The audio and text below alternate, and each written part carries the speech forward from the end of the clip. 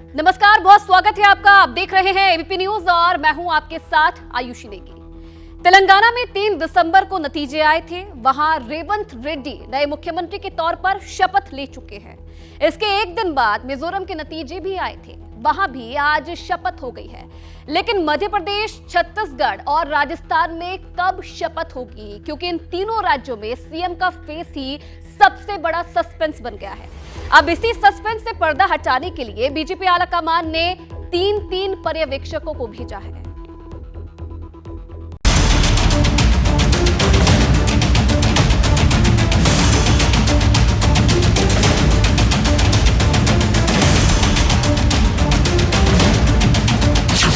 Suspense से भरी सियासत, किसे मिलेगी कुर्सी की ताकत।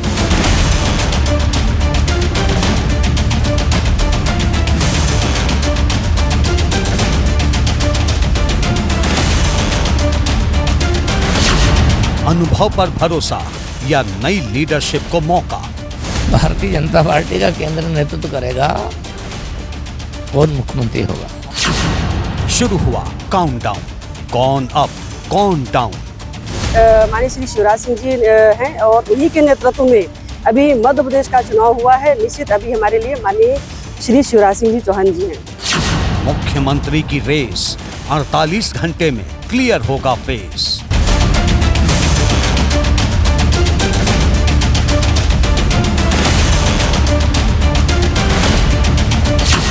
चेहरे पर टूटेगा मौन, पर्यवेक्षक तय करेंगे सीएम कौन। सभी विधायकों से राय ली जाएगी, जिन पे सहमति बनेगी उस राय को केंद्र को अवगत कराया जाएगा। पार्लियामेंट्री बोर्ड है, आदरणीय राष्ट्रीय अध्यक्ष जी हैं, और जिस पर वो मोहर लगाएंगे उसकी घोषणा की जाएगी। लंबी है दावेदारों की लिस्ट, बीजेपी ने डाला ट्विस्ट।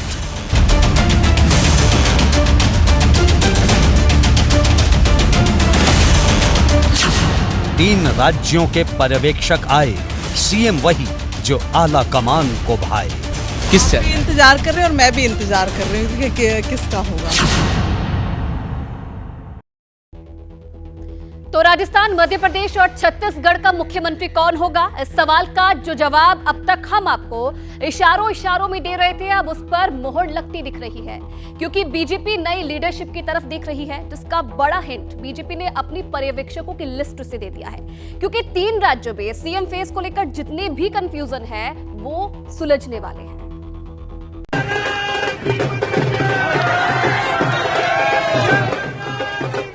मध्य प्रदेश, राजस्थान और छत्तीसगढ़ के नतीजों को आए 1 हफ्ता होने वाला है, लेकिन मुख्यमंत्री कौन होगा ये अभी तक सस्पेंस बना हुआ है।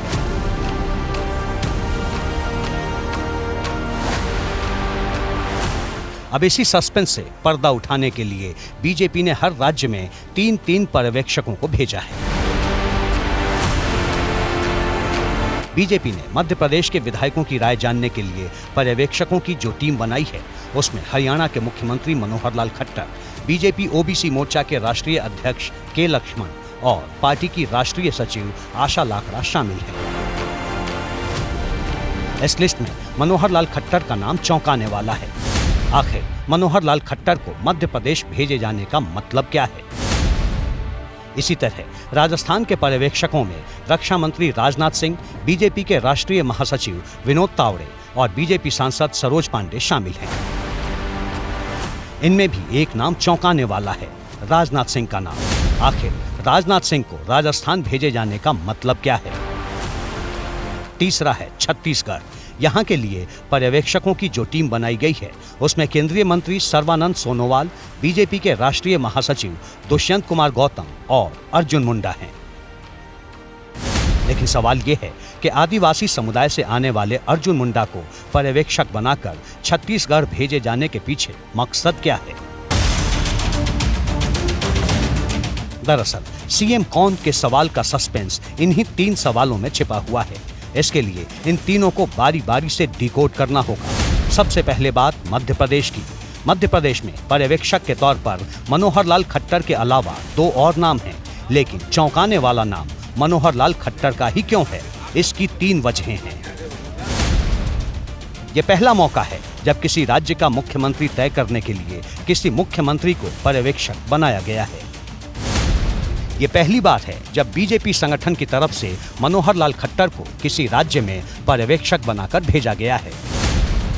तीसरी और सबसे अहम वजह मनोहर लाल खट्टर का बैकग्राउंड है। वो संघ के मजे हुए परिपक्व कार्यकर्ता रहे हैं। आज भी संघ में उनकी पैठ काफी ऊपर तक मानी जाती है। 1 महीने की मजदूरी के बाद संघ के दिग्गजों से आज भी उनकी सीधी बात होती है। खट्टर खुद भी संघ के प्रचारक रह चुके हैं। अब सवाल ये है कि बीजेपी ने मध्य प्रदेश के लिए जो प्लान सोच रखा है, क्या उसे धरातल पर उतारने की सबसे बड़ी जिम्मेदारी खट्टर को दी गई है? ये सवाल इसलिए खड़ा हो रहा है क्योंकि लगातार ये बात हो रही है कि इस बार मध्य प्रदेश की कमान किसी नए चेहरे को दी जाएगी। बीजेपी आला कमान इसके लिए मन पक्का कर चुका है। लेकिन ये भी बात है कि नागपुर से लेकर भोपाल तक संघ के कई बड़े नेता शिवराज सिंह चौहान के साथ खड़े हैं। वो नहीं चाहते कि मध्य प्रदेश में सीएम का चेहरा बदला जाए। शिवराज के समर्थन में खड़े नेताओं में से कई तो ऐसे हैं जो संघ की नीतियां तय करते हैं। इनमें भी 2 ध्रुव हैं। दोनों ही ध्रुव शिवराज को पसंद करते हैं और शिवराज को पसंद करने की वजह भी है। वो सौम्य और शांत रहते हैं।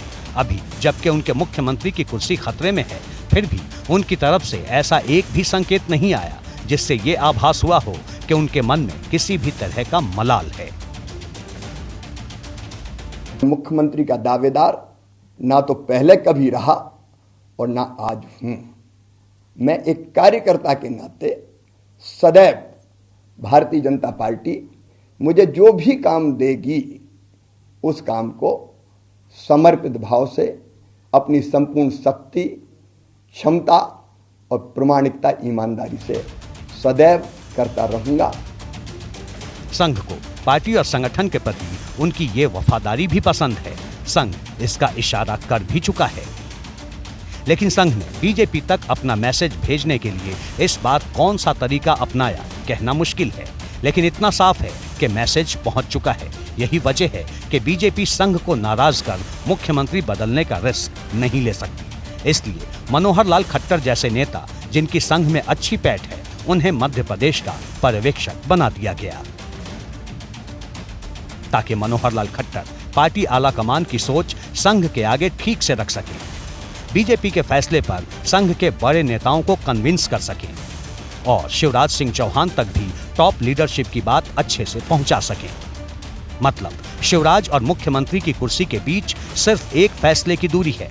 अगर संघ के नेता मान गए, यानी बीजेपी के फैसले को संघ से हरी झंडी मिल गई, तो पार्टी वहां के लिए मुख्यमंत्री का ऐलान करने में ज्यादा वक्त नहीं लेगी। विधायक दल की बैठक होते ही मध्य प्रदेश को नया मुख्यमंत्री मिल सकता है। लेकिन ये भी सच है कि इसमें संघ का दखल रह सकता है। वैसे भी संघ के फैसले बीजेपी की तरफ से की जाने वाली नियुक्तियों पर असर डालते रहे हैं। वहीं मनोहर लाल खट्टर को पर्यवेक्षक बनाकर मध्य प्रदेश भेजने के पीछे एक बड़ी वजह यह भी है कि मनोहर लाल खट्टर और शिवराज सिंह चौहान दोनों एक दूसरे को अच्छे से समझते हैं। दोनों ही संघ के कार्यकर्ता हुआ करते थे। यहाँ ये भी बता दें कि प्रधानमंत्री नरेंद्र मोदी और मनोहर लाल खट्टर के संबंध भी बहुत अच्छे माने जाते हैं। जब पीएम मोदी और खट्टर संघ के कार्यकर्ता थे, तब दोनों लंबे वक्त तक एक दूसरे के साथ रह चुके हैं। बीजेपी की टॉप लीडरशिप ने संघ को कन्विंस करने का जिम्मा अगर मनोहर लाल खट्टर को सौंपा है, तो उसके पीछे ये भी बड़ी वजह हो सकती है कि बीजेपी को भरोसा होगा कि शिवराज को रिप्लेस करने के प्लान में खट्टर अपनी पूरी भूमिका अच्छे से निभाएंगे। हालांकि ये भी अजब संयोग है कि मनोहर लाल खट्टर आज जिस हरियाणा के मुख्यमंत्री हैं, वहां बीजेपी की जड़ शिवराज ने ही मजबूत की थी। एक इंटरव्यू में शिवराज सिंह चौहान ने खुद ये बात बताई थी। को ध्यान होगा कि हमने पार्टी को अकेले लड़ने का फैसला किया था। कई लोगों ने कहा था कि आत्मघाती है, सीट नहीं आएगी। मैंने कहा था कि सभी सीटों पर लड़ेंगे तो एक बेस खड़ा होगा और भविष्य में भारतीय जनता पार्टी फिर अपने दम पर चुनाव जीतेगी और सरकार बनाएगी।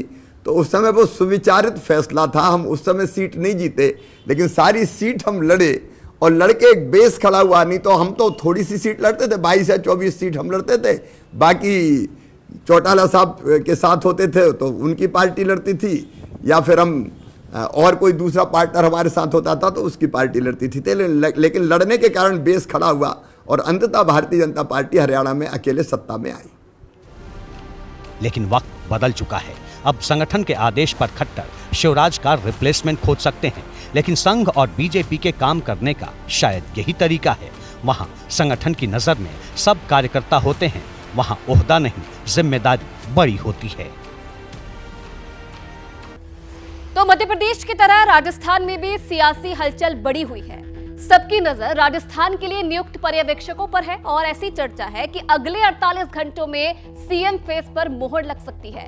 चर्चा यह भी है कि बीजेपी ने पर्यवेक्षकों की नियुक्ति में नेताओं का चुनाव का एक खास प्लानिंग के तहत किया है, क्योंकि सूत्र बता रहे हैं कि बीजेपी को मुख्यमंत्री का चुनाव करने में सबसे ज्यादा मुश्किल भी यहीं आ रही है।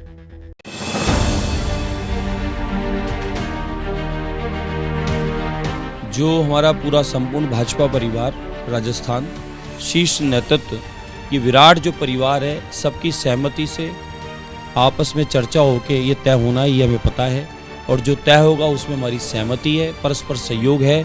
जो आता है उसके साथ ही हमें जुड़ जाना है, क्योंकि परिवार है ये संगठित, और उसी आधार पर यहाँ हमारे राजस्थान में भी तय होगा। बीजेपी को है, वसुंधरा जी को है, किसका समर्थन किसको? अरे यार, वसुंधरा जी सीएम बने, आप चाहे पार्टी नेतृत्व तो तय करेगी, हमारे पास क्या है जो हम बताएं। राजस्थान में सीएम फेस का चुनाव बीजेपी के लिए किसी बड़ी चुनौती से कम नहीं है। 2 बार राजस्थान के मुख्यमंत्री रह चुकी वसुंधरा राजे पीछे हटने को तैयार नहीं है। 3 दिसंबर को नतीजों के बाद जयपुर में शक्ति प्रदर्शन हो या फिर गुरुवार को दिल्ली में बीजेपी अध्यक्ष जेपी नड्डा से 80 मिनट की मुलाकात, मतलब साफ है कि वसुंधरा राजे डटी हुई हैं। खबर ये भी है कि बीजेपी अध्यक्ष जेपी नड्डा से मुलाकात के लिए वसुंधरा राजे पूरी तैयारी के साथ गई थी। मुलाकात के दौरान उन्होंने हर एक लोकसभा क्षेत्र और विधानसभा क्षेत्र का लेखा जोखा जेपी नड्डा को सौंपा।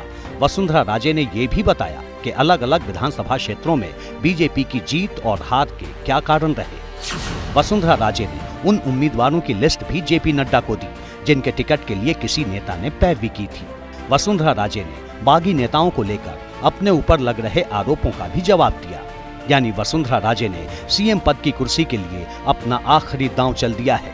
ऐसे में राज्यसभा सांसद सरोज पांडे और राष्ट्रीय महासचिव विनोद तावड़े के साथ रक्षा मंत्री राजनाथ सिंह को पर्यवेक्षक बनाया जाना कई सवाल खड़े करता है, क्योंकि चर्चा है बीजेपी नई लीडरशिप तैयार करना चाहती है। ऐसे में क्या राजनाथ सिंह की भूमिका वसुंधरा राजे को मनाने की होगी? अगर बीजेपी की यही सोच है तो फिर वसुंधरा राजे के लिए पार्टी की प्लानिंग क्या होगी? एक सवाल ये भी है कि बीजेपी पर्यवेक्षक के रूप में राजनाथ सिंह को भेजकर क्या संदेश देना चाहती है। राजस्थान के लिए बीजेपी ने किस तरह की रणनीति बनाई है, इस सवाल का जवाब पर्यवेक्षकों की नियुक्ति में ही छिपा है, क्योंकि इस बात की चर्चा जोरों पर है कि बीजेपी नेतृत्व वसुंधरा राजे के चेहरे से इतर भविष्य की ओर देख रहा है, उन चेहरों पर विचार कर रहा है जो आने वाले वक्त में राजस्थान की सत्ता में बीजेपी को बनाए रखने में मदद कर सकते हैं। इनमें अश्विनी वैष्णव और गजेंद्र सिंह शेखावत सरीखे नेताओं के नाम शामिल हैं। लेकिन बीजेपी वसुंधरा राजे को भी नाराज नहीं करना चाहती। ऐसे में राजनाथ सिंह की भूमिका बेहद अहम हो सकती है। राजनाथ सिंह बहुत हैवी वेट हैं, उनकी एक रेस्पेक्ट है। वो राजस्थान में निश्चित रूप से सबसे बातचीत करके ये देखेंगे कि क्या स्थिति है, क्या है जो बीजेपी की दीर्घकालिक नीतियों के लिए राजस्थान में अच्छा होगा। वसुंधरा जी हैं, बाकी लोग हैं जो सांसद उतारे गए हैं, तो वो सबसे करेंगे और उसका यही है कि राजनाथ सिंह उनकी भी भावना को समझें और उनको केंद्रीय नेतृत्व की भावना को भी बताएं। राजनाथ सिंह को पर्यवेक्षक नियुक्त करने के पीछे एक नहीं कई वजहें हैं। राजनाथ सिंह अटल आडवाणी युग के नेता हैं और उन नेताओं में शुमार हैं जो मौजूदा वक्त में भी केंद्रीय राजनीति में अच्छी पकड़ रखते हैं। वहीं वसुंधरा राजे भी अटल आडवाणी युग की नेता मानी जाती हैं। इसके अलावा राजनाथ सिंह और वसुंधरा राजे के बीच काफी गहरे रिश्ते हैं। 1999 में बनी अटल बिहारी वाजपेयी सरकार में राजनाथ सिंह और वसुंधरा राजे दोनों मंत्री बने थे। राजनाथ सिंह साल 2000 से 2002 तक यूपी के मुख्यमंत्री रहे, जबकि 2003 में वसुंधरा राजे राजस्थान की मुख्यमंत्री बनी। 2013 में राजनाथ सिंह बीजेपी के राष्ट्रीय अध्यक्ष बने। उसी साल हुए राजस्थान चुनाव में बीजेपी को जीत मिली तो वसुंधरा राजे को दोबारा राजस्थान का मुख्यमंत्री बनाया गया। जाहिर तौर पर अभी सीएम फेस का ऐलान भले न हुआ हो, लेकिन पर्यवेक्षकों की नियुक्ति से बीजेपी ने काफी हद तक अपनी रणनीति साफ कर दी है, जिसमें राजनाथ सिंह की भूमिका सबसे अहम होने वाली है।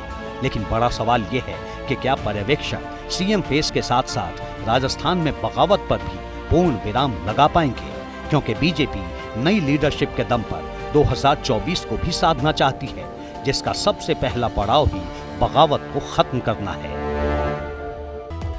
तो देखिए, राजस्थान की तरह ही छत्तीसगढ़ के लिए भी बीजेपी ने काफी सोच समझकर पर्यवेक्षकों की नियुक्ति की है। वैसे तो छत्तीसगढ़ में आदिवासी समाज से आने वाले अर्जुन मुंडा के साथ साथ केंद्रीय मंत्री सर्बानंद सोनोवाल और राष्ट्रीय महासचिव दुष्यंत कुमार गौतम को भी जिम्मेदारी दी गई है, लेकिन अर्जुन मुंडा का नाम चौंकाने वाला है। क्यों, इस रिपोर्ट में देखिए।